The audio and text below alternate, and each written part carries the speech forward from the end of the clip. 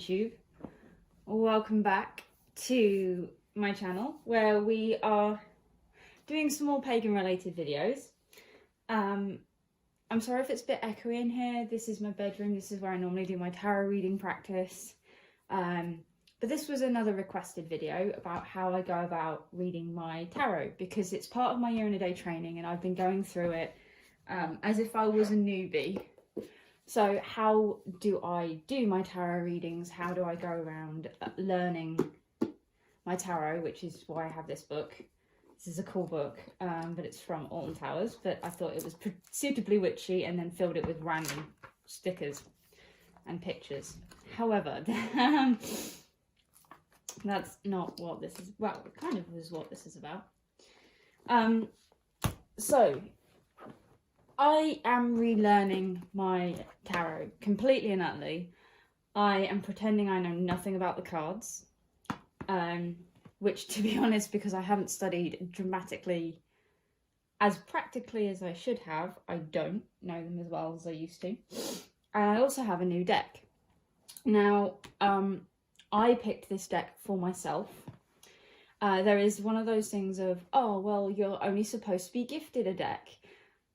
This is not true, okay? I've bought myself most of my decks. There is only one deck that I've had that I was gifted, and yes, I could read it really easily, but it made me feel very cold to use it, and that's not what you want.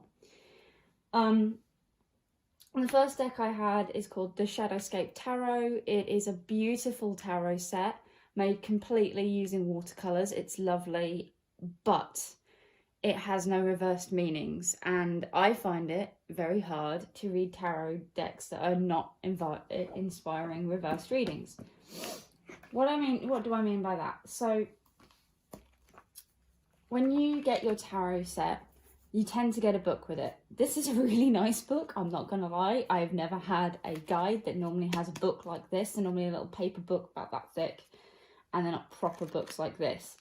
This actually is awesome. I recommend this deck simply because it has how to do sample readings, what colours do you see, what repeated meanings mean, and all that kind of thing, which is useful to learn. However, we're going back to the reverse meaning. So, as you probably know, tarot cards tend to look... Sorry, I can't actually see the screen. Tend to look like this. Now, for those of you who are not aware, you probably are if you've done anything to do with tarot, there are reversed meanings like this. Now, some decks actually do not have reversed meanings. The artists don't want them to be turned around. They have their representations.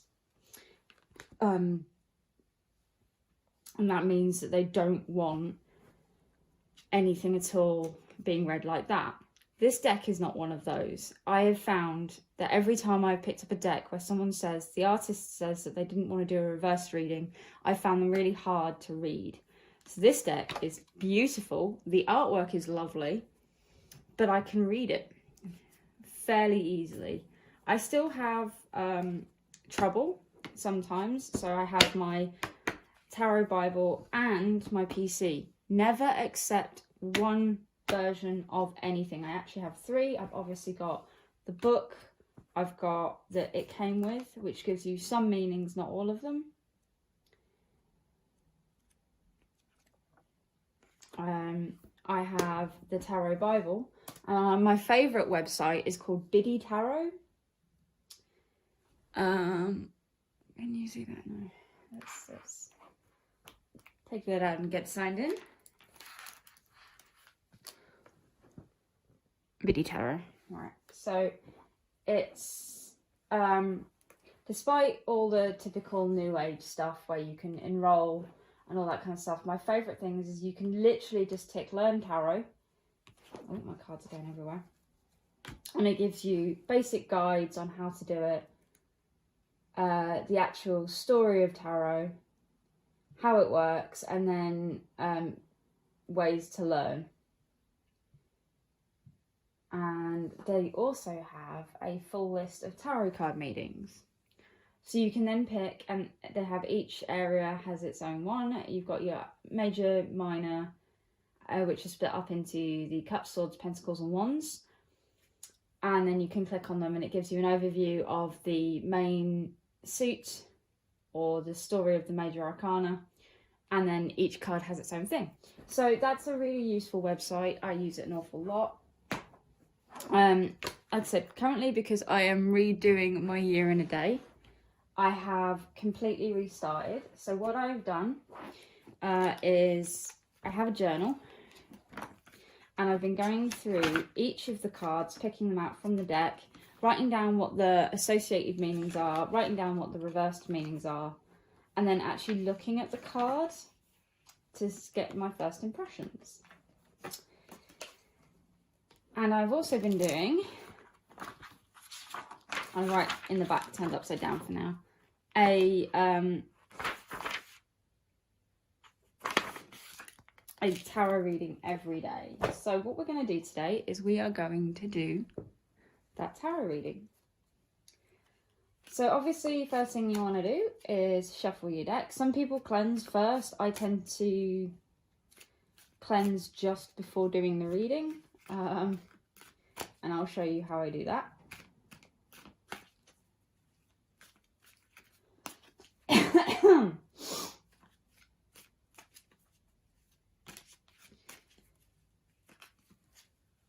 Reverse some of the cards by just picking a halfway point and reversing some. Does mean that I get a lot of reverse cards because I am a disproportionate reverser. Okay, what do you want? When a card jumps out like that, it means that that has something important to do, but it's not necessarily part of your 3 cards. Split it again, shuffle again. Okay, and now we're going to do our cleanse. Now, some people use bells. I would like to use bells, but I don't have any bells at the moment. So what I do is I have this amethyst point that was a gift. I have cleansed it using smoke and the full moon. So, I was drinking my paint water. So I put that on top. Concentrate for a couple of seconds.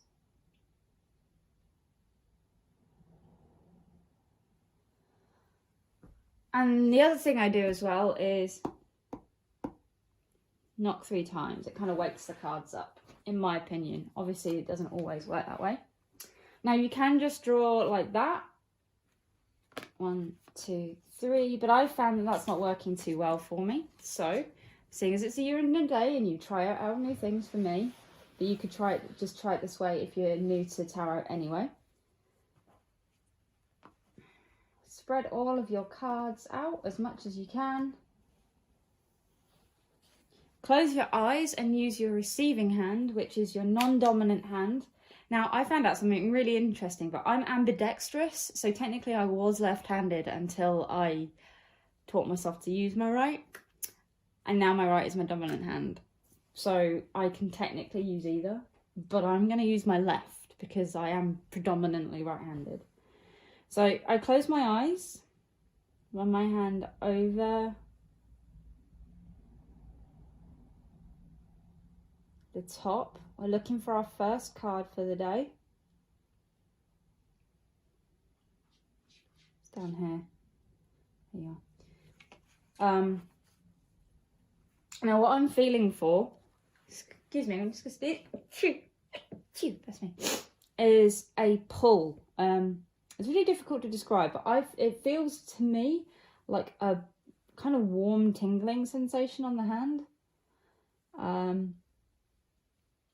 If I move away, there's one about there, but if I move away, sometimes there's other ones as well. Yeah, it's about there.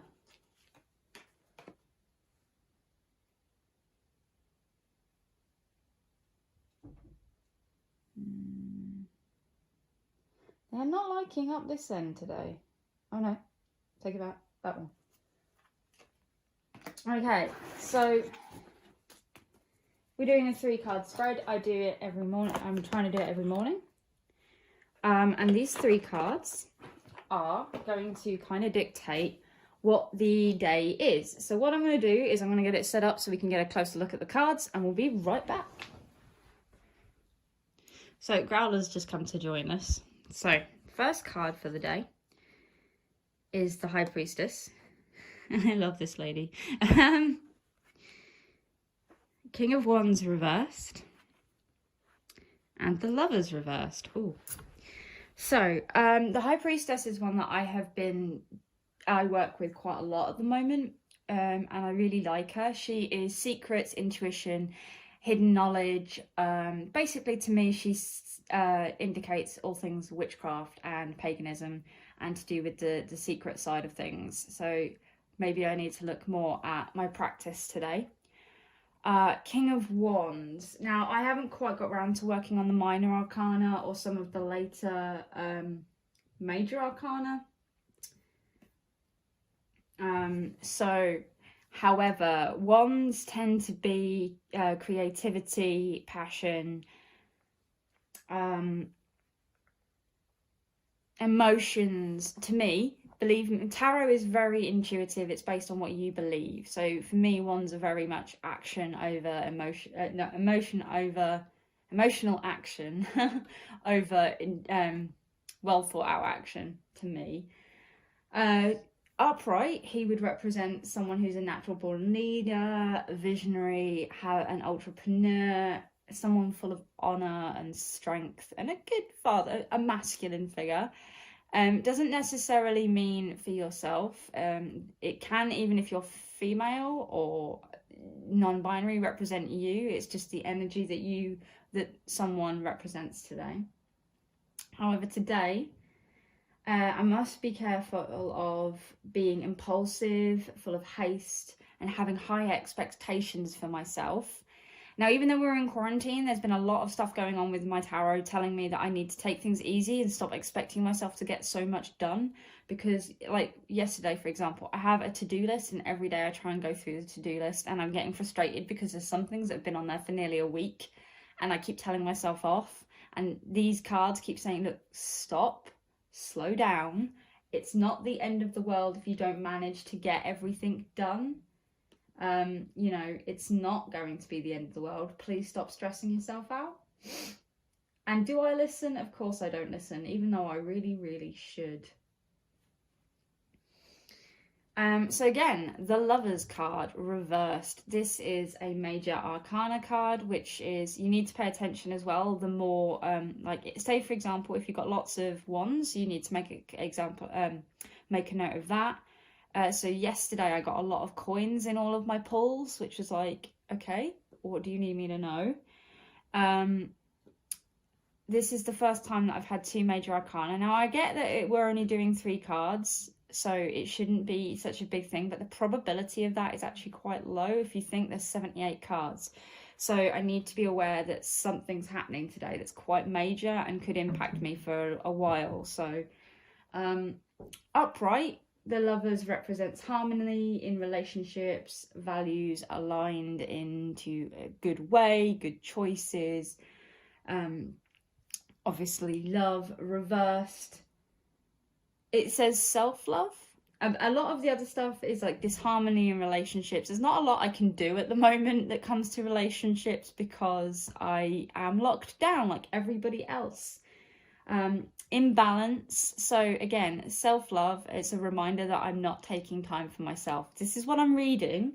Again, misalignment of values along the lines of I am telling myself that I am only worth as much as I output, and it's a common thing that a lot of people are going through during this lockdown. And this card is reminding us that we need to take time for ourselves, which could link into this actually, because if I'm taking time for myself, I'm taking time for my practice and doing meditation, artwork that relates to my magic, my practice. So this actually lends itself really well to that. And again, the whole idea of like my ambitions are standing in the way of my self-care, that's kind of what this says to me. by these 3 cards. Now this one jumped out at us, so let us have a look. Now it's a very angry card because of the color. That's the first thing that jumps out at me. And upright, it's kind of in regards to saving money, security, being conservative, about control of your resources and all that kind of stuff. So along with the self-love and self-care, I haven't actually spent an awful lot on treats, if that makes sense. So when I was shuffling the deck, I was thinking, what do I need to know today? What is the biggest thing? Now, because it came up in like that, upright, that's the word.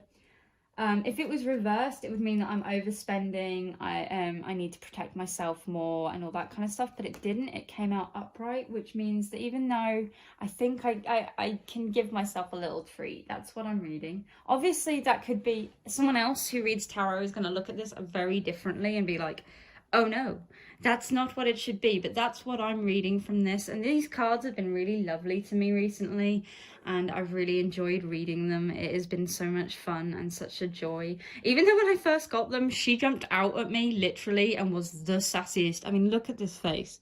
She is done with everyone's shit. I love this lady. But yeah, so that, my friends, and then once I've done that, I've taken, oh, that's the first thing I need to do, actually, next thing I need to do is do this. Now, I'm going to go and take notes down. You don't need to see me take notes down, but I will be back once I've done that so that I can show you what I've written. So yeah, I don't have any issues with you guys reading this particular little bit. So this is from here. Obviously, I've written down what my meaning of this one is, because I've done my meditation with her. I've done my exploration of her. So that is my meaning.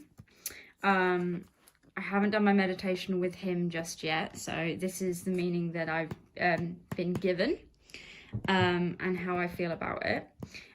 This is, again, what I've been given, I'm always really concerned when I pick that up like that anyway, so I don't feel too bad about that.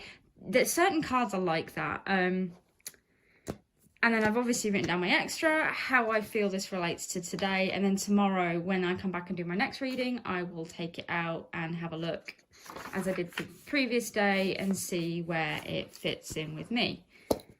And the reason I'm writing it upside down at the moment is because the front of the book is where I am currently writing the actual meanings, the reverse meanings, and then what I think of this particular, yeah, and I cut up all the magazines I buy because I buy a lot of crafty magazines, and I like to have ideas and cut them out if they're pretty pictures and not just throw them away. And obviously I still collect Warhammer figurines, so I like to cut out as many pictures as I can instead of just throwing the paper away and recycling it. So that's how I decorate all my journals.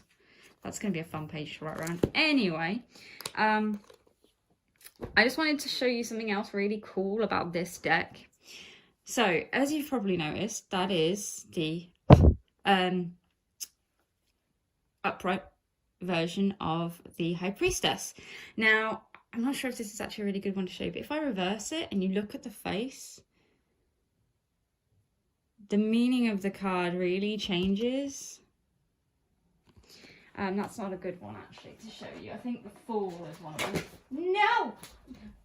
The cards have gone everywhere. I really like the way the artist has done some of these cards to change. The eye shape really changes. Let's see.